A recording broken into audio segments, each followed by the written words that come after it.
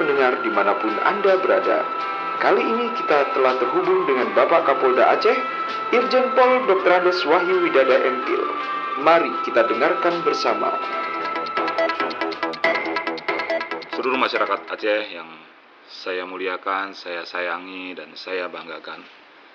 Kondisi saat ini terkait dengan pandemi COVID-19 harus kita akui bahwa provinsi kita sedang mengalami masa yang kurang menguntungkan.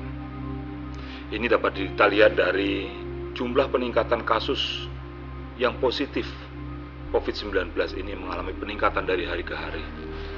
Tetapi peningkatan hari per hari setelah Lebaran kemarin menjadi sebuah hal yang harus membuat kita semua waspada.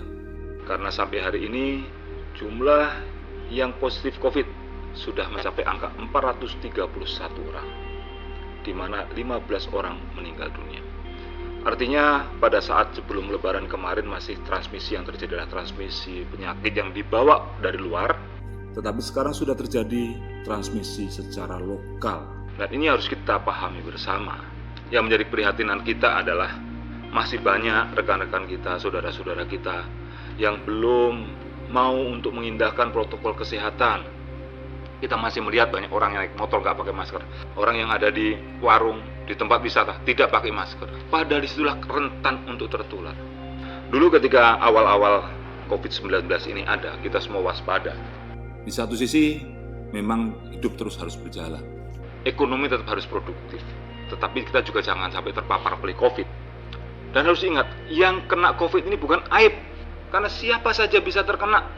Itu bukan aib, karena penularannya cukup dengan droplet. Oleh karena itu, dalam kesempatan ini, mari kita sama-sama menumbuhkan kesadaran kolektif untuk sama-sama bergerak.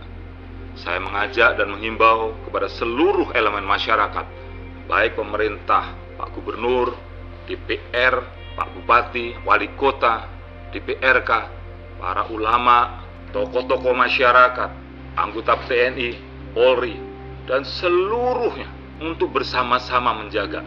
Ayo kita jaga tanah kita jaga masyarakat kita jaga rakyat kita, dan kita jaga bumi Aceh ini dari penyebaran virus corona.